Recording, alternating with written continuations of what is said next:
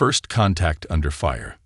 The command deck of the Galactic Alliance flagship, Resilient Dawn, shuddered as another volley of Corvin energy torpedoes slammed into its failing shields. Admiral Zara Kesh gripped the edges of the tactical display, her forearms tensed as she watched the battle unfold in the holographic projection before her. "Status report," she demanded, her voice steady despite the chaos around her. Commander Vrel, her second-in-command, a tall Nassarian with metallic skin that reflected the emergency lights in alarming flashes of red, consulted his datapad. "Shields at 23%, Admiral. We've lost the Sentinel and the Arbiter. The Corvin battle group is pressing their advantage in the western quadrant." Zara's upper eyes narrowed while her lower pair scanned the tactical display. The battle for the Aeternium system had been raging for 3 days now. What had begun as a strategic defense of a key hyperspace junction had devolved into a desperate last stand. The Corvin Empire, with their superior numbers and ruthless efficiency, were systematically dismantling the Alliance's carefully constructed defensive line. "Divert power from non-essential systems to shields," she ordered, "and have the valiant and steadfast reposition to cover our flank." The bridge crew moved with practiced precision, but Zara could sense their growing desperation. The Galactic Alliance had been fighting the Corvin for nearly 30 cycles, and in recent years, the tide had turned decidedly against them. The Corvin, with their hive-mind efficiency and single-minded determination to bring order to the galaxy, had been steadily pushing Alliance forces back.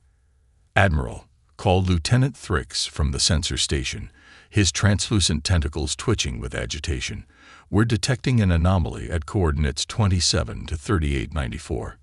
"Corvin reinforcements?" Zara asked, already calculating how quickly they would need to retreat if more enemy vessels joined the battle. "Negative, Admiral. The energy signature doesn't match any known Corvin configuration. I've never seen anything like this." The tactical display shifted focus, zooming in on a section of space just beyond the main battlefield. A swirling vortex of energy had appeared, distorting the very fabric of space-time around it. "Some kind of new Corvin weapon," Commander Vrel suggested, his metallic face unable to show emotion, but the tension in his voice unmistakable. Before Zara could respond, the vortex expanded and then collapsed in on itself, leaving behind a single vessel unlike anything she had ever seen. Where Alliance ships favored elegant organic curves that mimicked the evolutionary designs of their member species, and Corvin vessels were all sharp angles and precise geometric patterns, this new ship defied conventional design philosophy. It resembled nothing so much as a predator from some primitive world, sleek yet powerful, with what appeared to be exposed weapon systems and engine components that glowed with an energy signature off the charts. The vessel was smaller than the Alliance's heavy cruisers, but somehow projected a sense of barely contained power. "Hail them," Zara ordered, her forehands instinctively moving to straighten her uniform. First contact protocols demanded diplomatic engagement, even in the middle of a battle. "Admiral," Lieutenant Thrix called out, his voice rising with alarm, "3 Corvin destroyers are breaking formation and moving to intercept the unknown vessel."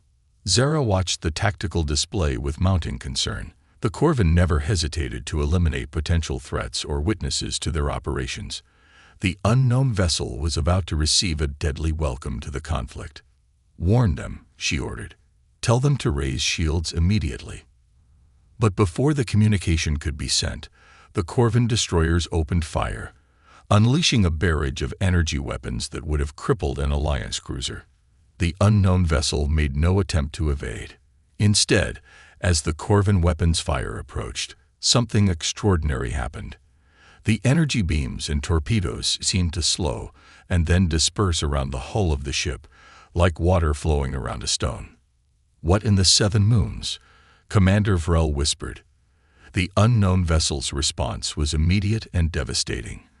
Pinpoints of light flickered across its hull, and then beams of concentrated energy, far more precise than anything in the Alliance arsenal, lanced out toward the Corvin destroyers. The first beam struck the lead destroyer's propulsion system, causing it to spin helplessly. The second targeted the weapons array of the second destroyer, leaving it defenseless. The third beam somehow passed through the shields of the third destroyer, as if they weren't there, disabling its command deck without destroying the vessel. In less than 10 seconds, 3 Corvin destroyers had been neutralized without being destroyed. The command deck of the Resilient Dawn fell silent as everyone stared at the display in disbelief. "Admiral," Lieutenant Thrix broke the silence. "We're receiving a transmission from the unknown vessel. They're broadcasting on all Alliance frequencies." "Put it through," Zara ordered, her mind racing with the implications of what they had just witnessed. The main view screen flickered, and Zara found herself face to face with a species she had never encountered before. The being had a peculiar appearance, bipedal with only 2 arms, covered in what appeared to be synthetic material rather than natural armor or exoskeleton. Its skin was a pinkish tan color, and it had a tuft of dark fibrous material on the top of its head. Most striking were its eyes, just 2 of them, set in a flat face, yet somehow conveying a depth of intelligence that made Zara straighten her posture. "This is Captain Nathan Reed of the Earth vessel Defiance." The being spoke in perfect galactic standard, its voice resonating with a confidence that seemed almost out of place given the circumstances. "We apologize for the unexpected arrival, but it seems we've dropped into quite the situation. Perhaps we could be of assistance." Zara found her voice after a moment of shock. "This is Admiral Zara Kesh of the Galactic Alliance flagship Resilient Dawn. Your assistance would be appreciated, Captain Reed. Though I must inform you that you've inserted yourself into a conflict that has been ongoing for decades." The human's mouth curved upward at the edges in what Zara would later learn was called a smile. "Sometimes a fresh perspective is exactly what's needed. Admiral, the Corvin fleet is regrouping for another assault on your position. With your permission, we'd like to demonstrate a few more capabilities that might convince them to reconsider." Before Zara could respond, the tactical display lit up with warnings. The main Corvin battle group had noticed the fate of their destroyers and were now reorienting toward both the Alliance flagship and the human vessel. "Incoming transmission from the Corvin command ship," Lieutenant Thrix announced. The view screen split, showing both Captain Reed and the imposing figure of Corvin's Supreme Commander Drakath. Like all Corvin, Drakath's exoskeleton was a deep obsidian, with glowing red sensory nodes where eyes would be on most species. The Corvin's mandibles clicked ominously before he spoke. "Unknown vessel." Drakath's synthetic translator rendered his clicks and hisses into galactic standard. "You have interfered in Imperial operations. You will power down your systems and prepare to be boarded, or you will be destroyed." Captain Reed's expression remained unchanged, that slight curve still present on his lips. "Supreme Commander, I presume. I'm afraid we'll have to decline your generous offer. Instead, let me make a counter-proposal. Withdraw your forces from this system, or we will be forced to demonstrate why that would be in your best interest." The audacity of the human's response left Zara momentarily speechless. No one spoke to the Corvin like that, especially not a single ship facing a battle group of 20 vessels. Drakath's sensory nodes flashed brighter, a sign of Corvin rage. "You have made your choice. Prepare to." The transmission cut off abruptly as the Corvin battle group surged forward, weapons charging. "Captain Reed," Zara began, concern evident in her voice, "I appreciate your intervention, but you should withdraw. Even with your impressive technology, you cannot hope to." "Admiral," Captain Reed interrupted gently, "perhaps you should order your fleet to pull back to a safe distance. Things are about to get a bit unconventional." Something in the human's tone made Zara comply. She quickly ordered the Alliance vessels to regroup around the Resilient Dawn and establish a defensive formation at a distance from both the human vessel and the approaching Corvin. What happened next would change the course of the war forever. The Defiance accelerated toward the Corvin battle group, seemingly on a suicide run. Then, as the Corvin opened fire, the human vessel vanished. No, not vanished, Zara realized. It had somehow split into multiple identical vessels, each moving in a different direction. One moment there was a single ship, the next there were 20 identical copies, each selecting a Corvin vessel as its target. Impossible, Commander Vrel breathed. That defies every law of physics we understand. The copies of the Defiance weaved through the Corvin formation with impossible agility. Where the Corvin relied on overwhelming firepower and rigid formations, the human vessels displayed a creativity in their movements that bordered on artistic. They didn't just evade Corvin fire. They used it to their advantage, somehow redirecting energy beams back toward their sources. Within minutes, the mighty Corvin battle group was in disarray. Ships tumbled helplessly through space, their systems offline. Others found themselves enclosed in strange energy fields that seemed to isolate them from normal spacetime. Not a single Corvin vessel had been destroyed, but none remained combat effective. As suddenly as it had begun, it was over. The multiple copies of the Defiance merged back into a single vessel, which then calmly returned to its position near the Resilient Dawn. The view screen activated again, showing Captain Reed, who looked exactly as he had before. Not a hair out of place, despite the impossible feat his vessel had just accomplished. "Admiral Kesh," he said, his voice carrying the same casual confidence, "I believe we may have created an opportunity for dialogue. The Corvin vessels have been temporarily disabled, not destroyed. Their life support systems remain functional, but their weapons, engines, and communications will require significant repairs." Zara found herself struggling to process what she had just witnessed. "Captain Reed, who are you? Where do you come from? And how is your technology so advanced?" The human's expression softened. "We are humans, from Earth. As for the rest, perhaps that's a conversation best had in person. Would you be willing to receive a delegation aboard your vessel, Admiral? I believe we have much to discuss about the future of this conflict." Zara looked at Commander Vrel, who gave the Nessarian equivalent of a shrug, a ripple of his metallic skin that reflected light in a specific pattern. "We would be honored, Captain Reed," Zara replied, "making a decision that would alter the course of galactic history. And I believe I speak for the entire Alliance when I say that we are very interested in learning more about humanity." The human's smile widened. "Excellent. And Admiral, this is just the beginning of what humanity can offer to the galaxy." As the transmission ended, Zara gazed out at the disabled Corvin fleet and the single human vessel that had accomplished what an entire Alliance battle group could not. "Commander," she said quietly to Vrel, "I believe everything is about to change." Vrel's metallic skin rippled with agreement. "Indeed, Admiral. The question is, for better or worse?" Zara's 4 eyes remained fixed on the human ship. "We're about to find out." The human advantage. The conference room aboard the Resilient Dawn was designed to accommodate the diverse physiologies of the dozen species that made up the Galactic Alliance. The gravity was set to a universal standard, the temperature and atmospheric composition carefully balanced to ensure comfort for all delegates. Despite these preparations, it was the humans who seemed most at ease. Captain Nathan Reed sat across from Admiral Zara Kesh, his posture relaxed yet alert. Behind him stood 2 other humans, Commander Sophia Chen, his tactical officer, and Dr. Marcus Williams, who had been introduced as their scientific liaison. To properly understand humanity's capabilities, Reed was saying, "You need to understand our isolation." The holographic display in the center of the table showed a 3-dimensional map of the galaxy. A small section near one of the spiral arms was highlighted in red.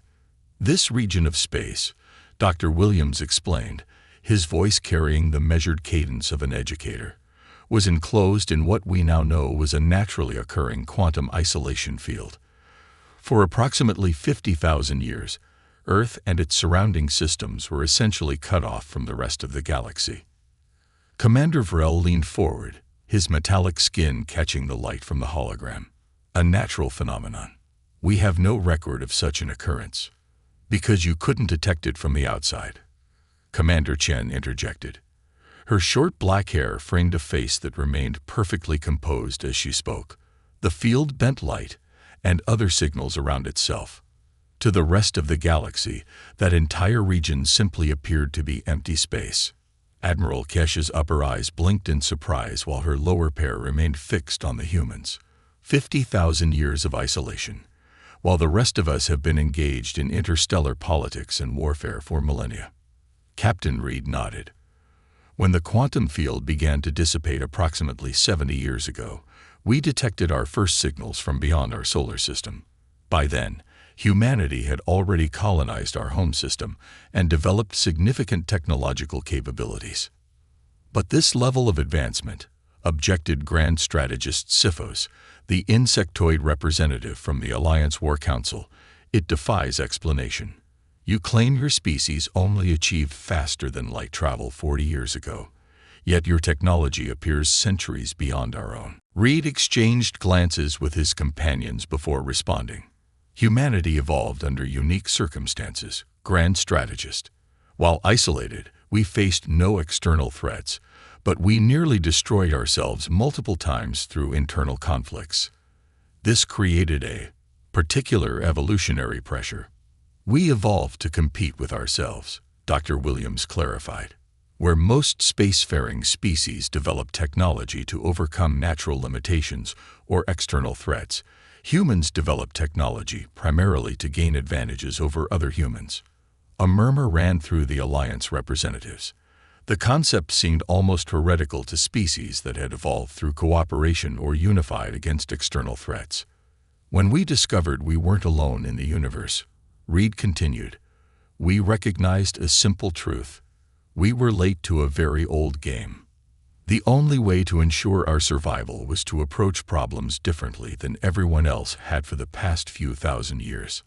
Admiral Kesh leaned forward, all four eyes focused intently on Reed. Different how, exactly? You build consensus, Commander Chen replied. We build options. Your technological development follows established patterns, building upon what came before. She paused, searching for the right words. We tend to throw out the rulebook regularly. As if to punctuate her statement, the conference room's emergency alert system activated. Lieutenant Thrix's voice came through the communication system, his usual calm replaced by urgency. Admiral Kesh, sensors have detected multiple Corvin vessels entering the system. It appears to be their third fleet. Zara rose immediately. How many?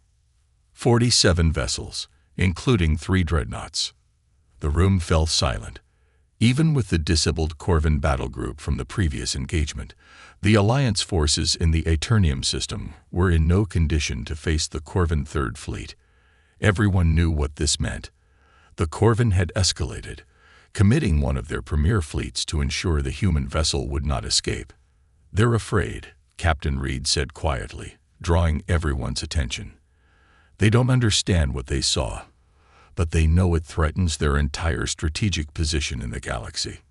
With respect, Captain, Grand Strategist Sifos chittered, this is now beyond a simple demonstration. The Third Fleet includes some of the most advanced vessels in Corvin space. If your ship is captured, it won't be. Reed interrupted, rising to his feet. Admiral Kesh, with your permission, we'd like to coordinate a joint response. I believe it's time to demonstrate another aspect of humanity that might surprise our Corvin friends. Zara hesitated only briefly before nodding. The bridge is this way, Captain. As they moved through the corridors of the resilient dawn, Zara found herself studying the humans with newfound curiosity. They moved with a fluid grace that belied their seemingly fragile physiology. There was no exoskeleton protecting them. No natural armor or redundant organ systems, like most spacefaring species had evolved. Yet they carried themselves with a confidence that bordered on recklessness. You're wondering how we survive, Commander Chen said quietly, falling into step beside Zara. Our bodies seem so vulnerable compared to yours. Zara's upper eyes blinked in surprise at having her thoughts read so easily. I mean no offense, but yes. Most species that achieve interstellar travel have evolved significant physical adaptations. Chen's lips curved in that human expression. A smile. We adapted in different ways. Our advantage isn't in our bodies, Admiral. It's in here. She tapped the side of her head. Humans aren't stronger or naturally more durable than most species, but we might be the most stubborn beings in the galaxy. They reached the bridge, where the tactical display showed the approaching Corvin fleet. The massive dreadnoughts led the formation, their distinctive cross-diamond shape unmistakable even at a distance. Captain Reed stepped up to the display, studying it with the calm assessment of a seasoned commander. "How are your ships positioned, Admiral?" Zara gestured to the hologram, highlighting the Alliance vessels. "We've established a defensive perimeter around the hyperspace junction. Most of our ships have sustained damage from the previous engagement, but our shields and weapons are operational." Reed nodded thoughtfully. "And the disabled Corvin vessels from our earlier encounter?" "Adrift in Sector 7. Commander Furl reported. "We've dispatched recovery vessels to secure survivors, as per Alliance protocols. I'd recommend recalling those vessels immediately," Reed said, his tone suddenly sharp. When Zara looked at him questioningly, he pointed to the tactical display. "The Corvin are splitting their formation. That's not a standard attack pattern." Dr. Williams stepped closer, his eyes narrowing. "They're setting up a pincer movement, but not aimed at your fleet. They're targeting the disabled vessels." "They would destroy their own?" Zara asked, shocked despite her years of experience fighting the Corvin. "Not destroy," Commander Chen corrected grimly. "They're going to use them as bait, if your recovery vessels are there when they arrive." Zara immediately issued orders to recall the recovery operation.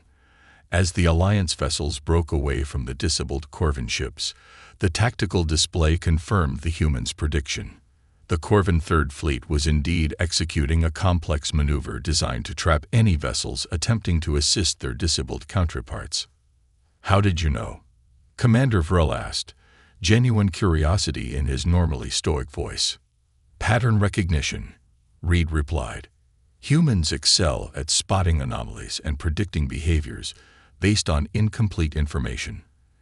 It's how we survived as hunters before we developed agriculture." The tactical officer reported that the Corvin fleet had detected the retreat of the Alliance recovery vessels and was now reorienting toward the main Alliance position. "They'll be in weapons range in 7 minutes, the officer concluded. Captain Reed turned to Zara. "Admiral, with your permission, the Defiance would like to take point position in the coming engagement." Zara considered the request. Standard Alliance protocol would never place an unknown, unproven vessel at the forefront of a defensive line. But then again, there was nothing standard about the humans or their ship. "Permission granted, Captain Reed. What support do you need from Alliance vessels?" Reed's expression shifted subtly, becoming more focused, almost predatory. "Have your ships ready to exploit any openings we create. And Admiral, I recommend you observe closely. What you're about to see might change your understanding of what's possible in space warfare." The Defiance detached from the Resilient Dawn's docking bay and moved toward the approaching Corvin fleet with deliberate purpose. To Zara's surprise, the human vessel was running with minimal energy signatures, almost appearing disabled itself. "What are they doing?" Grand Strategist Siphos demanded, having joined them on the bridge. "They're presenting themselves as an easy target." "They're baiting the trap," Commander Vrel realized, a note of appreciation in his synthetic voice, turning the Corvin strategy against them. Sure enough, the lead elements of the Corvin fleet accelerated toward the seemingly vulnerable human vessel. The 3 massive dreadnoughts held position, but 12 destroyers and cruisers broke formation, moving to quickly neutralize the threat that had so easily dispatched their comrades in the previous engagement. "Captain Reed," Zora communicated, concern evident in her voice, "the vessels approaching your position are equipped with quantum disruption fields. They're designed specifically to counter unusual energy signatures like those your ship displayed earlier." "Thank you for the information, Admiral," Reed's calm voice replied. "That's exactly what we were counting on." As the Corvin vessels closed to optimal firing range, The Defiant suddenly flared with energy. Not the same signature as before, but something entirely different. Where previously the human ship had projected power through visible energy weapons, now it seemed to be emitting nothing at all. Yet the effect on the approaching Corvin vessels was immediate and bewildering. They began to drift out of formation, their precise movements becoming erratic. Several collided with each other, though without causing significant damage. "What's happening?" Zara demanded. "Cognitive disruption field." Commander Chen's voice came through the communication system. "Non-harmful but extremely effective against hive mind species like the Corvin. We're essentially introducing noise into their collective consciousness." The tactical display updated, showing the confused Corvin vessels now effectively neutralized without a single shot being fired. The main Corvin fleet, including the 3 dreadnoughts, had halted their advance, clearly reassessing the situation. "Now, Admiral," Reed's voice carried an edge of excitement, "while they're recalibrating their approach, hit them with everything you've got, focused on the flagship's propulsion systems." Zara didn't hesitate. "All vessels, concentrate fire on the lead dreadnought's engine arrays. Maximum yield." The Alliance fleet responded with a coordinated barrage that under normal circumstances would have been easily deflected by the dreadnought's advanced shields. But the Corvin vessels seemed sluggish in their response, their normally impeccable defensive coordination fractured by whatever the humans had done. The combined Alliance firepower struck the dreadnought's shields at precisely the same moment. For a second, it seemed the shields would hold, then they collapsed spectacularly, allowing several shots to impact directly on the massive vessel's propulsion systems. The dreadnought didn't explode, but its main engines went dark. It began to drift, its secondary systems struggling to maintain position. "How?" Grand Strategist Siphos began, then fell silent, mandibles clicking in astonishment. The cognitive disruption affected their shield harmonization. Reed explained, the Defiance now moving to rejoin the Alliance formation. A temporarily divided mind cannot maintain the precise calculations needed for energy distribution. Before Zara could respond, the sensor officer called out, "Admiral, the remaining Corvin vessels are retreating. They're abandoning the damaged dreadnought." The bridge fell silent as everyone watched the tactical display confirm this unprecedented development. The Corvin never retreated. They never abandoned their vessels or their personnel. It was one of the most fundamental aspects of their hive mind psychology. The collective persisted even when individual components were lost. "They're adapting," Captain Reed said, his voice now serious. "Learning. The next encounter will be different. They'll develop countermeasures." Zara turned to face the human as he re-entered the bridge of the Resilient Dawn. "You sound almost concerned, Captain. Your vessel just effectively neutralized a Corvin fleet that outnumbered you 40-1. Reed exchanged glances with Commander Chen and Dr. Williams before responding. "Admiral, what you've witnessed today represents only a fraction of humanity's capabilities. But more importantly, it represents a way of thinking that the Corvin have never encountered before." "And that concerns you?" Commander Farrell asked. "It should concern all of us," Reed replied. "Because the Corvin will now be forced to evolve beyond their predictable patterns. They'll become more dangerous, more creative. It's the nature of conflict. It drives adaptation." Admiral Kesh studied the human captain carefully. There was something in his expression that she hadn't noticed before, a weariness behind the confidence, a knowledge that seemed to extend beyond his apparent years. "You've seen this before," she realized. "On Earth, during your isolation." Reed nodded slowly. "Humanity nearly destroyed itself multiple times through conflict. Each time, we survived by evolving, not physically, but mentally, by changing how we think, how we approach problems. The Corvin are about to begin that journey, forced upon them by our intervention." Grand Strategist Siphos stepped forward, his compound eyes reflecting the light of the tactical display. "Then perhaps it's time you shared more of your knowledge with the Alliance, Captain Reed. If the Corvin are evolving, we must evolve faster." The human captain's expression shifted to that now familiar smile, but this time it carried a hint of caution. That grand strategist is exactly why I'm concerned. Not everyone is ready for how humans think. We're ready, Zara stated firmly. The Alliance has been losing this war for too long. Show us what humanity can offer. Reed held her gaze for a long moment before nodding. Very well, Admiral. Let's begin with how we approach impossible situations, like the one we're about to face when the Corvin return with their entire fleet. Turning the tide. The Alliance War Council chamber aboard the station Unity was in an uproar. Representatives from 17 different species argued vehemently, their various appendages gesticulating in species-specific expressions of outrage, disbelief, or support. At the center of the storm stood Captain Nathan Reed, seemingly unperturbed by the chaos his proposal had created. "It is absolutely unprecedented," bellowed Councillor Drav, his massive rhinoceros-like form towering over most of the other representatives.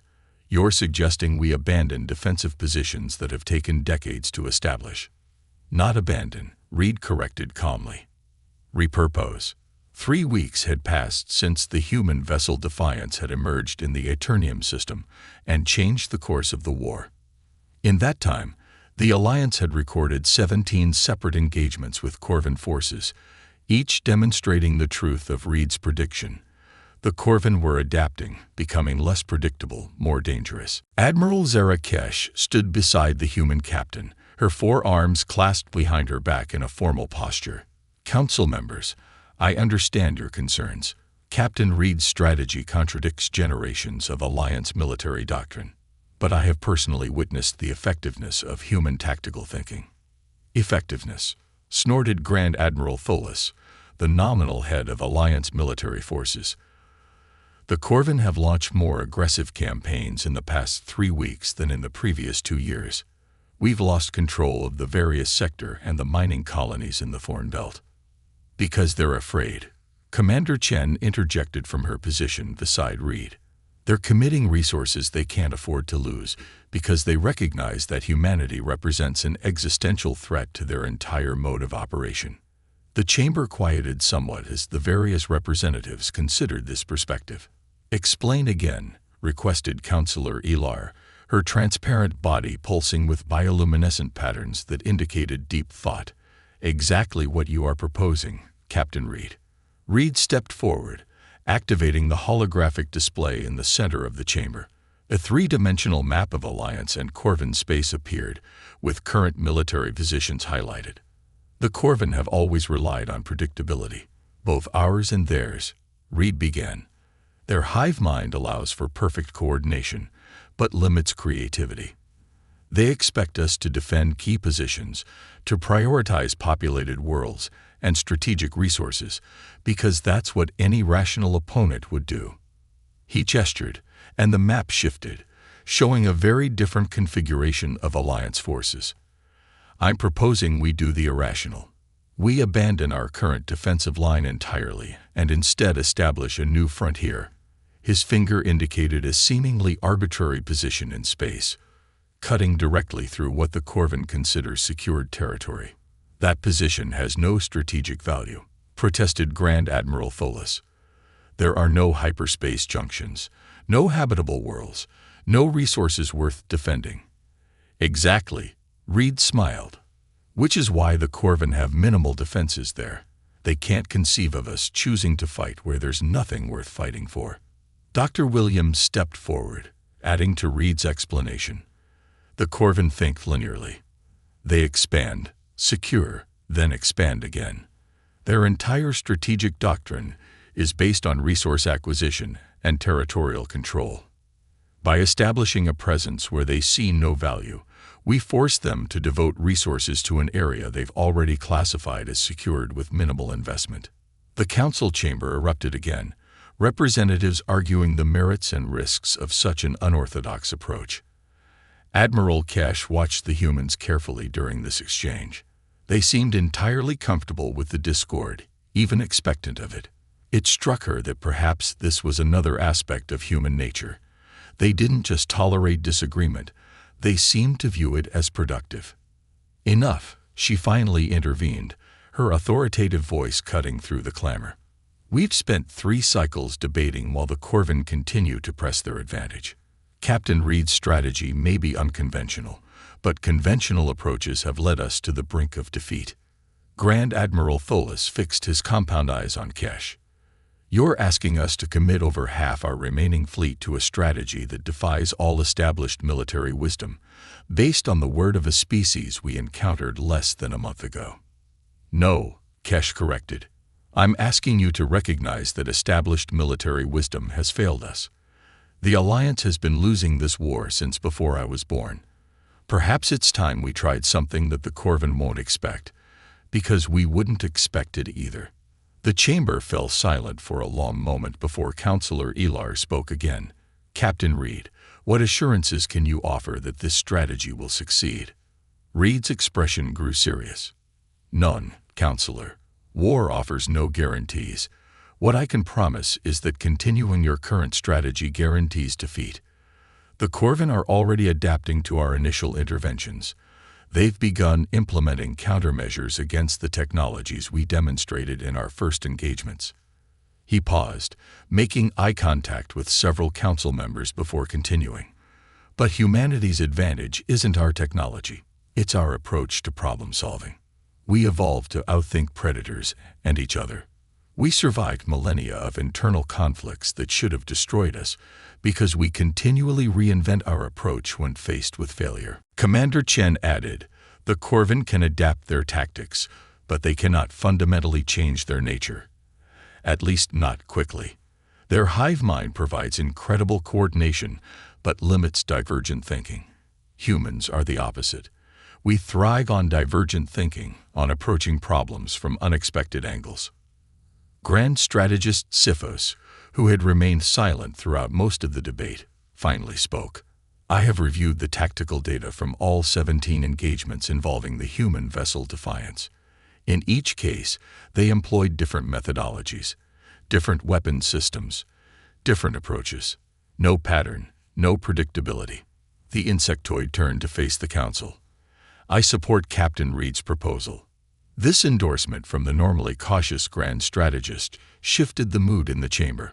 One by one, the council members began to signal their reluctant agreement. Grand Admiral Tholis was the last to concede. Very well. We will implement this human strategy. But Captain Reed, you will accompany the fleet personally. If this fails, you will share in the consequences. Reed nodded solemnly. I would have it no other way, Admiral. 3 days later, the largest Alliance fleet assembled in nearly a decade dropped out of hyperspace in a region of space the Corvin had designated as Sector 117, a sparse area containing nothing but a few uninhabitable planets and dormant mining operations that had been exhausted decades earlier.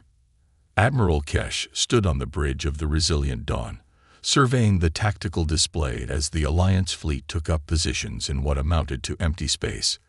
The human vessel Defiance held position at the center of the formation, seemingly unremarkable compared to the massive Alliance capital ships, yet now the focal point of their entire strategy. All vessels report ready, Admiral. Commander Varel announced, his metallic skin reflecting the blue glow of the tactical displays.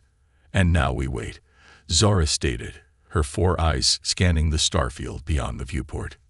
Captain Reed stood beside her, hands clasped behind his back. Not for long. The Corvin monitoring stations in this sector will have detected our arrival. Their response will be immediate. To defend nothing.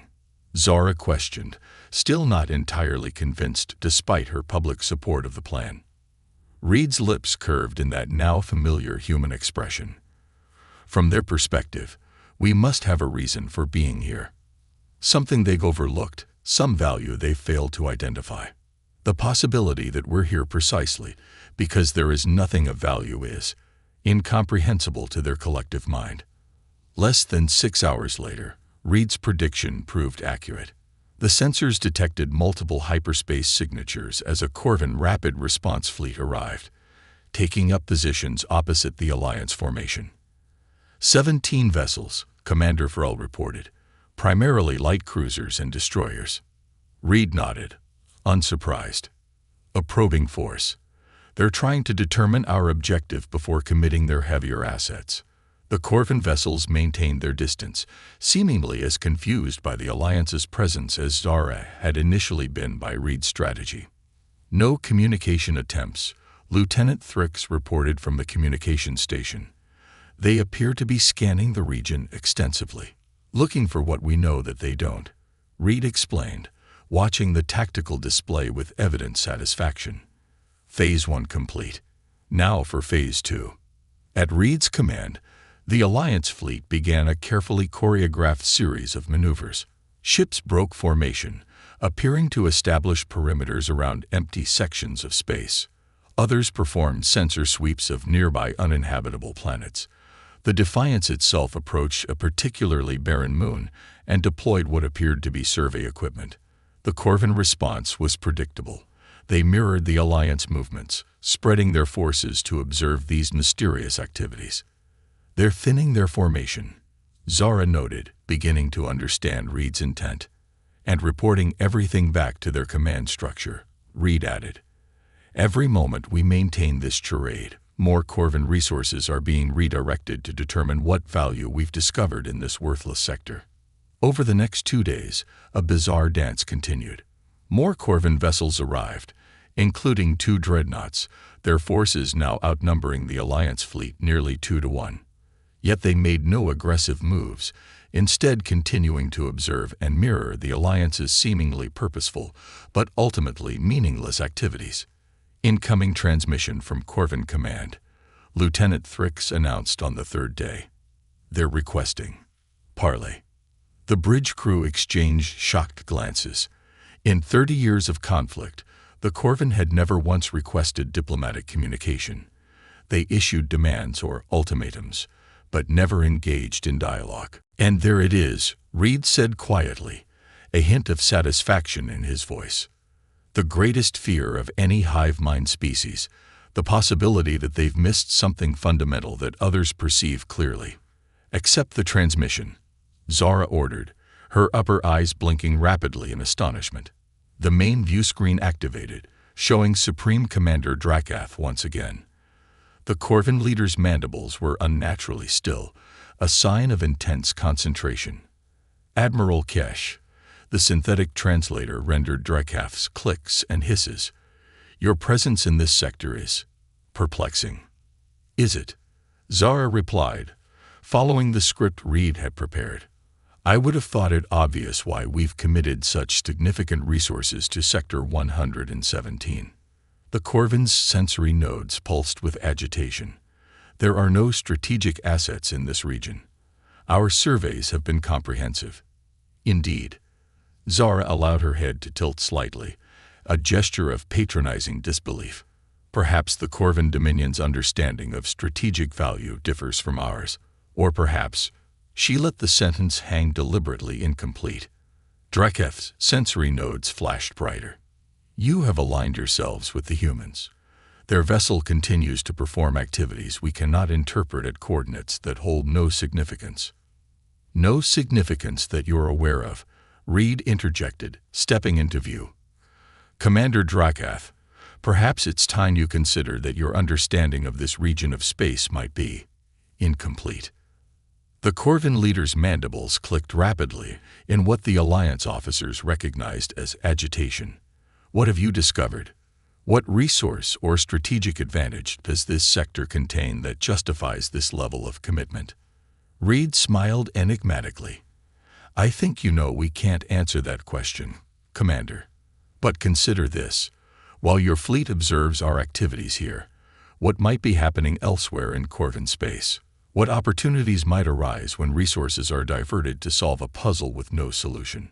Before Drakath could respond, the transmission was abruptly cut from the Corvin side. They're increasing scan intensity, the sensor officer reported. All Corvin vessels are now at maximum alert status. Reed turned to Admiral Kesh, and now, Admiral, for Phase 3. Zara nodded, having been briefed on the full strategy. All vessels, prepare for immediate hyperspace jump to coordinates Theta 9. Execute on my mark.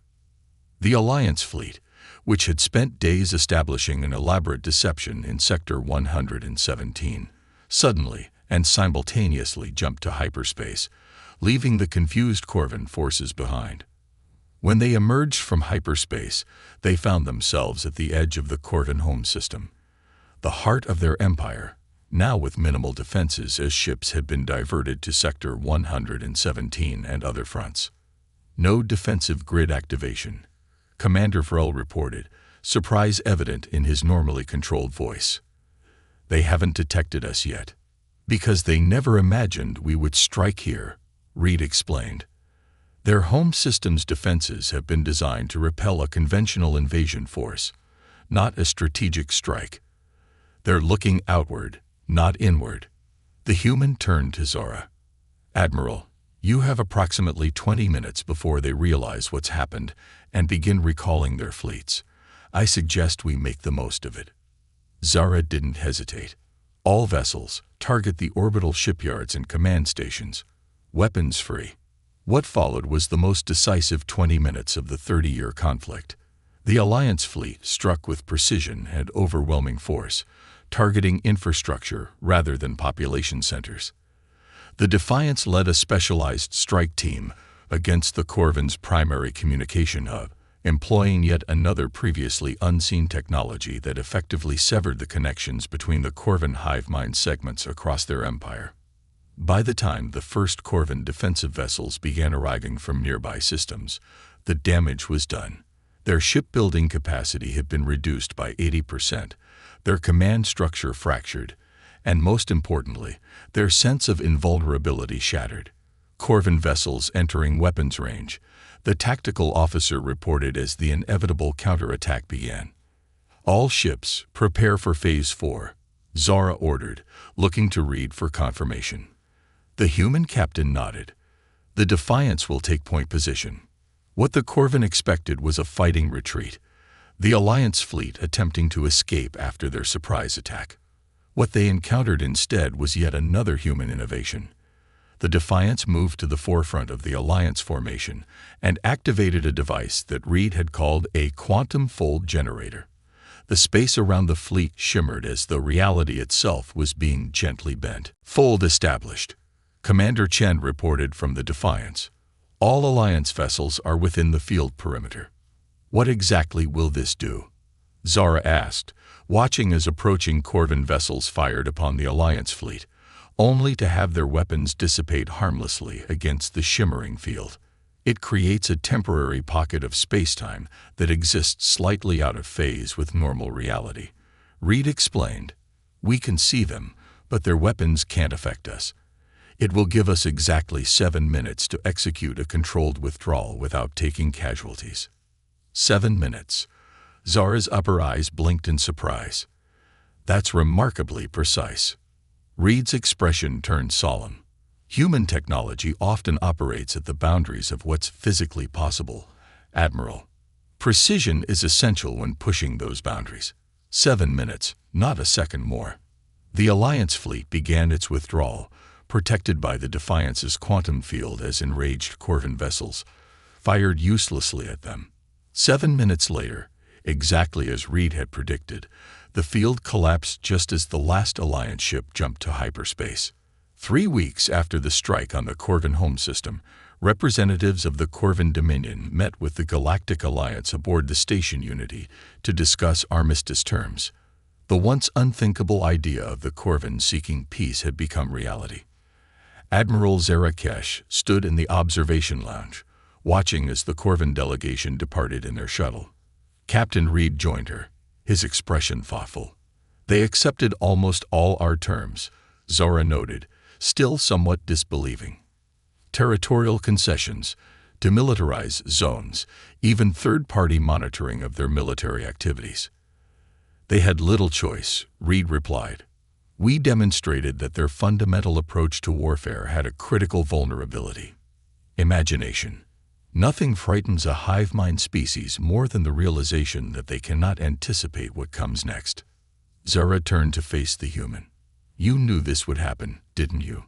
From the moment your ship arrived in our space, You understood the psychological impact humanity would have on the Corvin. Reed considered this for a moment before responding. We suspected. Humanity has encountered hive mind systems before, though not on an interstellar scale. They excel at optimization within known parameters, but struggle with genuine innovation. And humans? Zara asked. We're almost the opposite, Reed smiled. Terrible at perfect coordination, but remarkably good at thinking beyond established boundaries. It makes us dangerous, unpredictable. And valuable allies, Zara added. Reed's expression grew more serious. That remains to be seen, Admiral. Humanity's emergence from isolation will change the galaxy in ways neither of us can fully predict. The Corvin are just the beginning. Zara's 4 eyes studied the human captain carefully. You're concerned about how the Alliance will react to humanity in the long term. Wouldn't you be? Reed asked. We just helped end a 30-year conflict in less than a month by introducing concepts and technologies that your scientists considered either impossible or centuries beyond current capabilities. You think we'll fear you, Zara realized. Reed nodded slowly. History suggests it's a reasonable concern. Fear often follows rapid change, even positive change. Zara considered this, then made a decision that would shape the future of galactic politics. Captain Reed, I would like to formally invite Earth to send representatives to the Alliance Council, not as observers or associates, but as full members. The human's expression registered genuine surprise. That's unprecedented, Admiral. New species typically spend decades as probationary members before being granted full council privileges. Unprecedented times call for unprecedented measures, Zara replied, echoing Reed's own philosophy. Humanity has demonstrated not just advanced technology, but a different way of thinking. The Alliance needs that perspective if we're to evolve beyond this conflict. Reed extended his hand in the human gesture of agreement. On behalf of Earth, I accept your invitation, Admiral Kesh, and I look forward to seeing how our species can learn from each other. As they shook hands, Zara couldn't help but feel that the galaxy had crossed a threshold from which there would be no return. The arrival of a single human warship had forever changed the battlefield of galactic politics, proving that sometimes the most powerful weapon wasn't destructive force, but the simple ability to think differently.